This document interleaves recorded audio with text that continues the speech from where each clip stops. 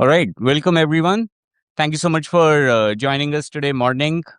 We have a very interesting panel session today with the NBA and Evergent.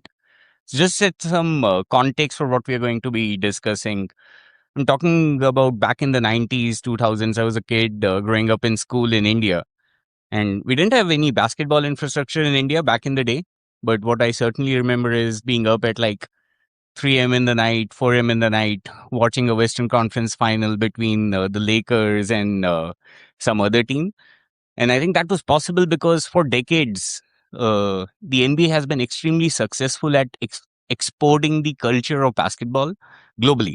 And I think they were a case study in terms of how a sport has been able to do that, a sport that is foreign to so many other countries, and that was not brought in by wherever the English went and took their sports to. However, over the last 3 years, last 4 years, the NBA League Pass has been phenomenal in the way in which it's gone and really monetized the value of that cultural export, starting with the NBA League Pass app. So that's what we'll be talking about today. We'll be talking about the League Pass app. Today we have with us Ken DeGennaro. He's the Executive VP for Media and Operations at the NBA. We're also joined by Vijay Sajja from Evergent, who's the founder and CEO. And I know Evergent and the NBA have a long relationship for the last several years now. And they recently also announced a partnership, an extension of that partnership via a strategic investment that the NBA did with the Evergent. So to kick us off, Ken, what would you like to share about the investment that you did with Evergent? Good morning. Thank you. So, we at the NBA, we actually had developed, it's via our NBA investments vehicle. It's called the Preferred Vendor Program, and it allows us to have shared success with some of our partners who are really critical to our business and critical to the growth of the league in strategic areas. Obviously, many of you have seen what we've been doing in our D2C platform and our D2C platform space. So as we look to find the vendors who are going to help us be successful, and we want to find that shared success across that as a partnership more than a vendor customer relationship. It helps us build trust. It helps us build brands. It helps us co-innovate for the benefit of not only us, but as well as our partners, other lines of business. So we've been extremely successful in the partnership so far, and we really felt as though the commercial partnership that we have and the investment that we have helps drive that relationship even further. Thank you, Ken. And we are super proud of having NBA as an investor in Evergent. And, this happened after 3 years of working together, partnering together. Our teams worked together as one team. And so when NBA approached us about this program, it was a no-brainer for us, right? So first and foremost, we have huge respect for NBA, the way they run the platform and the team, the way they take care of their whole ecosystem, and the way they partner with companies like us in terms of creating value for the whole ecosystem. So it was a no-brainer, and we are very happy with having NBA on our cap table. We look forward to the next years in the journey. All right. Thank you so much, Ken and Vijay. Before the next question, a little bit of context about Evergent. So the Evergent works with the NBA as its subscription management and monetization platform. The goal with the technology that Evergent has built is to help our customers, Evergent's customers and clients, reach the right subscribers with the right price point at the right with the right payment methods, and make sure that they're able to access the content that they need, the products that they need, and really give the end users, the subscribers, the choice that our clients can facilitate. So with that, Ken, I know the NBA and the work that we've done together, we've had the privilege of doing together. There's a lot to talk about. What would be some of the highlights and key achievements along this journey over the last 3 to 4 years? So being a global platform, we operate in roughly 200 countries around the world. Not only for the NBA, but this year we're onboarding our WNBA platform as well onto our shared platform. So if you could imagine the complexity and the matrix of regional price points, different subscription tiers, different platform payment gateways and storefronts, and what that looks like on currency exchanges, support for anti-piracy, and sort of ways to prevent sort of cross-border purchasing and things like that for cost avoidance. All of those things are things that Evergent brings us as part of the platform. Hundreds of thousands of different SKUs across each individual game, across each individual platform, making sure that we are not only identifying but serving all of those different opportunities to our customers based on, again, their region, their device, their preferences that they've told us both implicitly and then explicitly, and then the implicit things that we've seen about the life cycle that we've known about them. It might be the first touch point on them. There's one way we're going to try and onboard that customer. It might be someone who's engaged with us for a long time that we've been tracking and managing with data coming in that will provide a different opportunity to be able to onboard them. It might be someone we've had a commercial relationship with a customer for a while, and we're looking at ways to retain them. We've identified using artificial intelligence, we'll jump into this a little bit, but that they might be someone susceptible to churn. How do we activate and how do we participate in the relationship with them in real time, right? Regardless of all of those different factors in that deep matrix to make sure that we are targeting that user for optimal retention into our platform. Thanks a lot for sharing that, Ken. Vijay, over to you.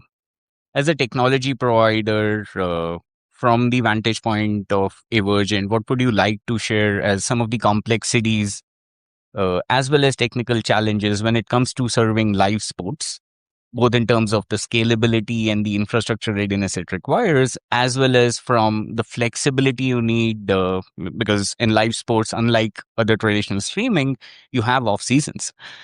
So what would you like to share about that? Yeah, I think I'll first talk about live sports. Now Ken pointed out the complexity of serving 200 markets across the world, and each market having different characteristics and strategies. How you acquire subscribers, how you retain subscribers, different payment methods. What's the right payment method? That in itself requires a lot of platform flexibility. That's where we take a lot of pride in. We've been doing this same type of work for the last 18 years. We onboarded over 1 billion users on behalf of our customers. So many of our customers, when they deploy a service, it's global service, right? So it is very new, right? A lot of sports leagues and teams, they distribute their content through cable networks in the past, and now they have the opportunity to go direct to consumer, and that's enabling them to go global, right? So it's that's creating the need for flexibility, need for solving this multi-regional problems. In terms of scalability, live sports is different. It's a digital stadium. There's no limit to the number of seats. In a physical stadium, you can say, okay, 50,000 seats, and they buy 50,000 tickets, and you're checking if they have the ticket, right? So, digital stadium, plus that too, it's a global stadium, right? So, number of people that come in, the platform needs to, for example, if there are 1 million people come in 3 minutes, right? So you got to check to make sure they have the first of all, login credentials need to be checked, and then do they have the ticket to watch the game? You have to check that. Then you let them in. If they don't have either of those, then you have to present them here's the payment method. You have to pay for this, and so a lot of that. We work together to make sure that some nights, when there are 14 live games are played, we work together as one team, make sure that the experience is seamless for the end user, right? On top of that, really personalization, which is Ken touched on, based on what we know about the user, can you provide an experience that the user would enjoy? For example, if they have a favorite team, favorite player, personalizing the posters they see and whatnot. So again, this is NBA does a great job on that front, creating that unique experiences. There's I think one more thing you asked. I was also interested in kind of handling the dynamic that live sports comes with factors such as off seasons. Oh, yeah. Seasonality. Seasonality is, so what do you do with off season, right? So, how do you make it interesting for the consumer? More importantly, how do you retain the consumer, right? So, we all know that once they leave, to bring them back again, you have to incur customer acquisition costs. This is where we both work together, innovated, things like churn deflection when they want to leave, figuring out creative ways to keep them in the fold, right? Could be a discount during the off season, or could be even pause and resume subscriptions.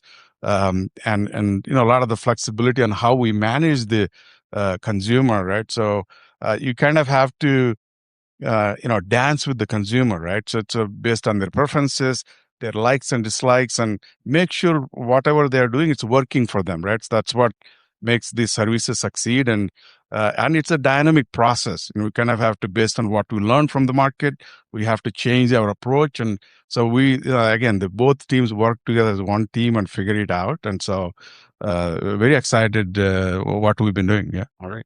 Awesome. Thanks for sharing that, Vijay. And 100% agree. I think the dynamic nature of the sport and the media and being able to support that is extremely important.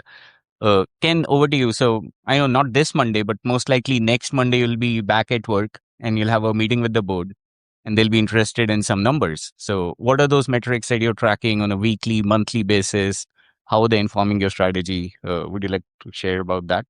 Thank you. So it all rolls up to subscriber and subscriber growth, right? How we're retaining our current set of subscribers, but continuing to push and create new opportunities, new offers, to drive that number. So we've just started our playoffs this weekend, right? We have a whole new set of packages that we make available globally to be able to bring people into this premium part of the season, right? And sort of have certain packages that get you all the way through the NBA finals. So that's what we look at sort of as the top line metric. And then there's all the other information that helps inform us to be able to drive to that number. Again, it is the customer behavior, what they're doing, what they are not doing. Absence of data is data, right? How we're analyzing that, all of our re-engagement processes and campaigns, the churn deflection campaigns, the win back campaigns, right? And there's no one size fits all to all of those types of things. There's also, one of the complexities I don't think we've touched on are all of the regulatory issues as well, region by region by region, and how you can engage with a customer in a commercial sense, right? To making sure that we're adhering to all of those different services, right? Here in the US, there's state by state regulations, but globally, it is just a map of different things that we have to manage and track. There's also the other side of it. So when we talk about metrics, when we talk about services, I have operations in my title. One of the catchphrases we have at the NBA is performance is a feature of the platform, making sure that we are ensuring that we have a highly available, highly scalable, highly performant service for our customers to be able to engage with, right? We could have every bell and whistle in the world. If the platform is not up and available and streaming high quality content for our consumers, if it's not offering them the ability to conduct that transaction at that particular moment, we're not going to retain those customers for very long. So one of the other sets of data, a little bit less sexy, but equally, if not more important, is all the telemetry, all of the observability data that we work closely with Evergent and our own platform services to bring together to ensure that all things are available. And then, again, we'll touch on this a little bit, but how AI plays into that, right? How we're using agentic DevOps agents to help us improve the speed, shorten the search string to be able to identify where the issue is, and then I eventually be able to have that be self-healing and self-correcting. All right. Thanks for that, Ken. I think very good timing. If you would not have said AI by the 15-minute mark, I think half the people would have walked out. So good that we got that done. But Vijay, tell us a little bit about, Ken spoke about, the critical nature of the service being delivered and the infrastructure availability, performance that is required to support it. How is Evergent approaching this? Yeah, I think performance Ken kind of touched on. For any digital service, uptime is very important. You have to be up all the time, 24/7. 365 days a year, 7 days a week. And sports fans are passionate, right? And meaning that they love their sport. You don't want to get in between the sports fan and them being able to watch the game, right? They'll be very upset, right? So more upset than a Netflix viewer, I would say, right? You would all agree with me on that. So it's the performance is very important, which means that not just enterprise grade, right? You have to be carrier grade, or 4 nines are better in terms of availability, and also that too globally, right? So there's a lot more complexity. We do our part, but there's more to supporting this globally and making sure it's available, the CDNs and all that. So it's a lot goes in the background to make sure that it's working well on a planet scale, 24/7, 365 days a year. So what we are doing is that we make sure that the part we do, the entitlement check and making sure that they're subscribing for new subscriptions, all of them go very well. And we also use AI to make sure that there are no anomalies, right? So you have signals before something actually goes wrong. You have early detection of signals and anomalies.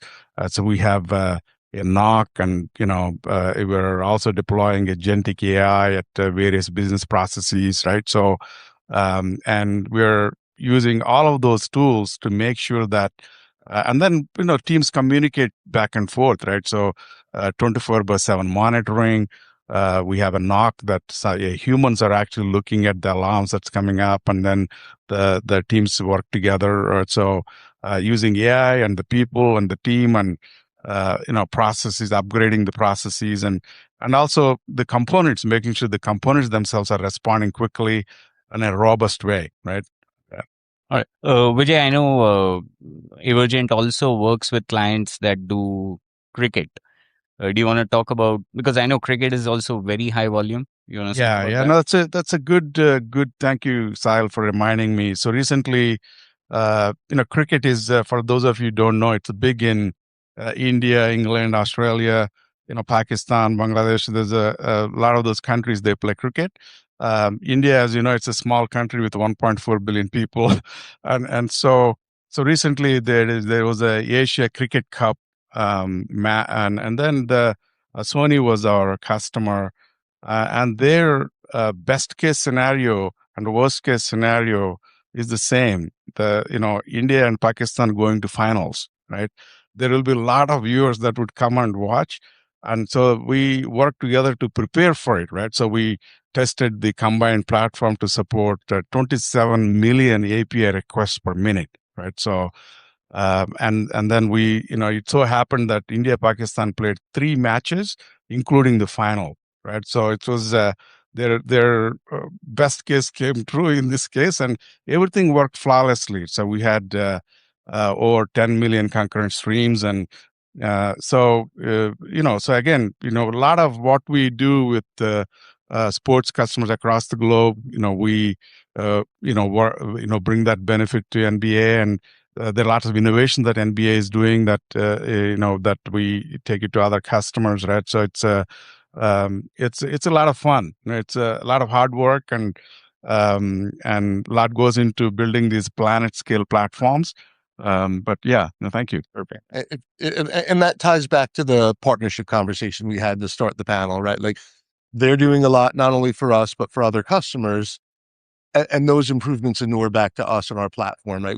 We are a basketball league. We want to focus on basketball content, statistics, video, storytelling, right? The scalability of our billing, subscription, and commerce management platform, we want to outsource that to an organization that we trust, so we can partner with, right? Those are not things that we want to focus on. We want to have that, I'll use the word trust again, trust of our partner to be able to deliver it.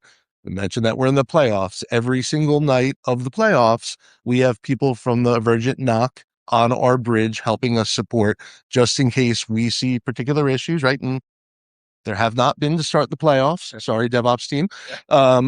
but there have not been, but they are there and available and are part of our ecosystem, so that they are frontline and available where they're an issue, and to be able to react in real time.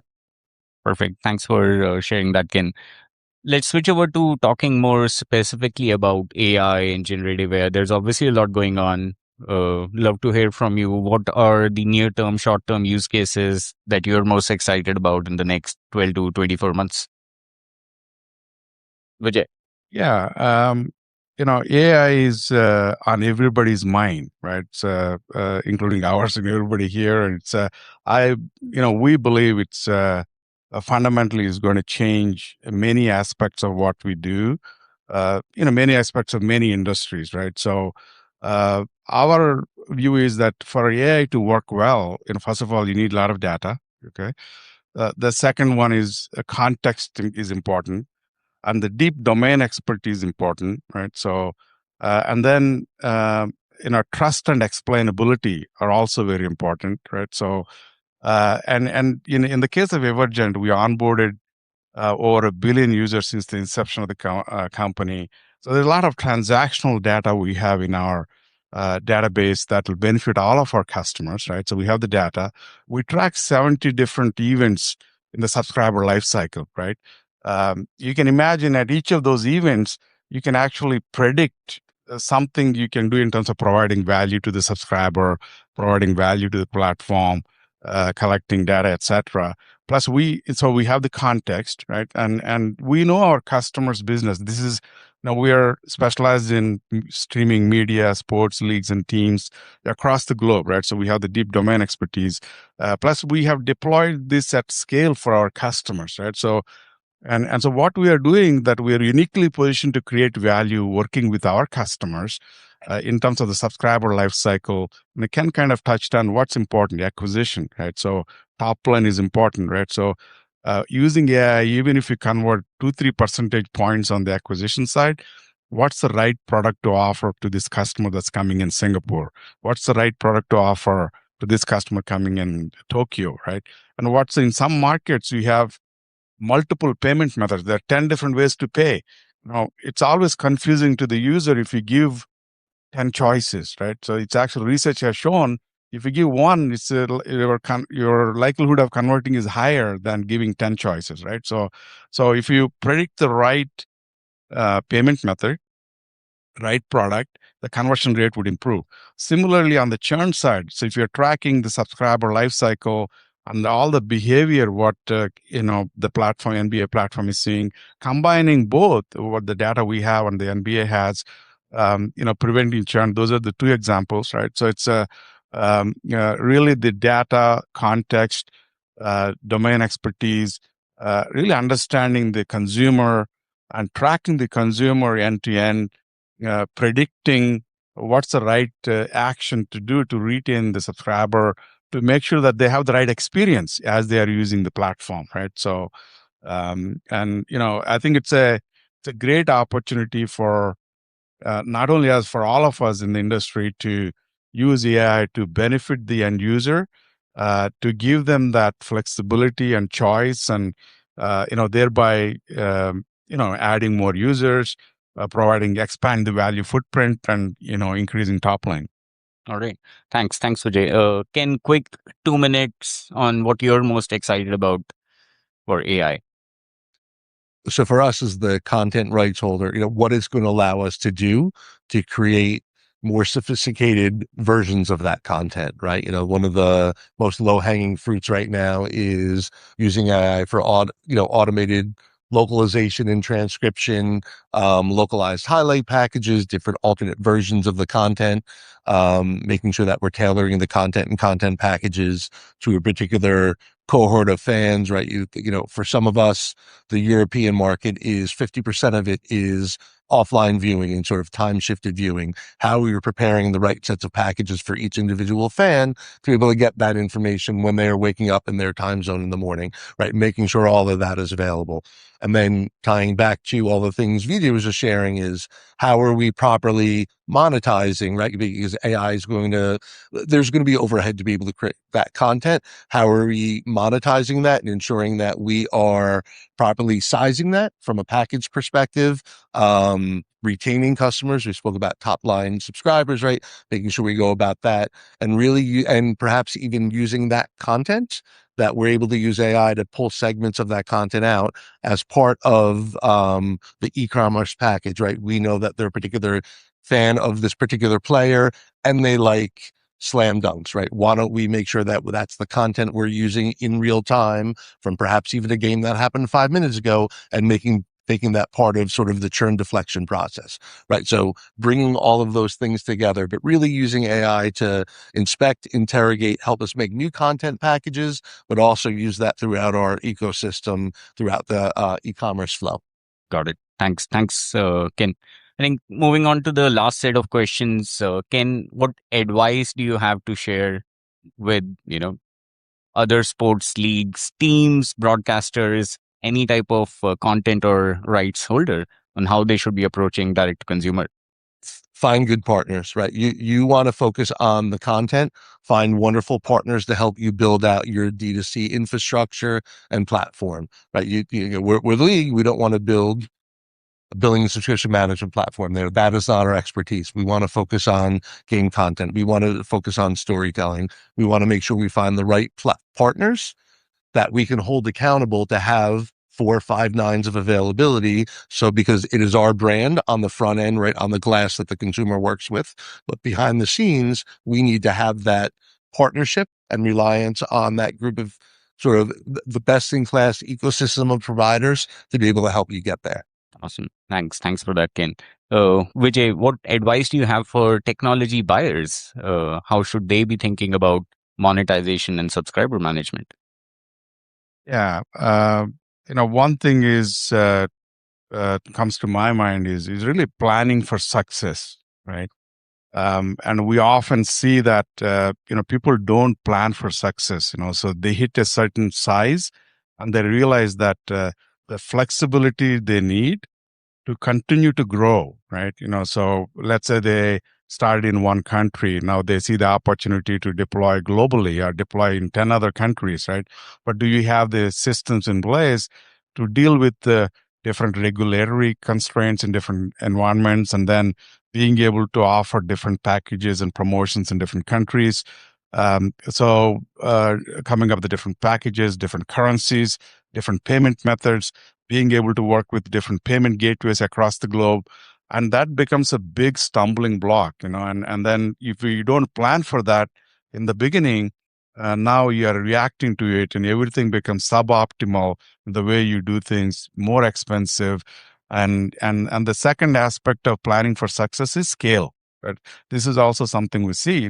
Scale is sheer numbers, right? So numbers meaning that do you have the platforms in place that worked for 500,000 subscribers maybe well, but when you grow to 5 million subscribers or 10 million subscribers, and it's then your customer, you don't have a scalable components, then the customer experience becomes poor.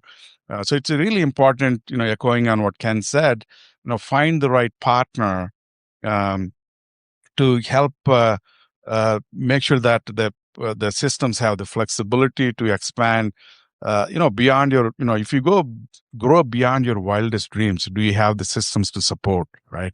And in terms of both flexibility and scale, right? So now the third thing is really AI, right? So does the partner have the right AI strategy? For AI to work, you need deep domain expertise. Okay, you need a lot of data to do prediction. You may have the best algorithm, but if you don't have the history and the data, it's pretty much useless, right? So that's a third one: flexibility, scale, and how AI ready you are. Right? Even in real time, if you want to offer a specific package to a specific consumer, only he gets it, nobody else gets it, right? And you want to make the decision in real time. Do you have a system to support that, right? And so typically in many systems, no, right? So these are all the things to think about. That would be my advice: is flexibility, scale, and then AI readiness. Perfect. Thank you. Thank you so much, Ken and Vijay. It's been a delightful conversation and discussion. Sum it all up, I think, Ken, your advice is do what you're very good at. If you're good at content, focus on that. Focus on building innovative offers, products for the market, and then work with a reliable partner like you've been working with Evergent that gives you the flexibility to experiment, that gives you the ability to get to that global scale, handle those peak loads, and is ready for an AI future. So, thank you so much for joining us today morning. I hope you have a great rest of your time in Vegas. And Ken and Vijay are here for some more time if you have any questions. Thank you. Thank you once again.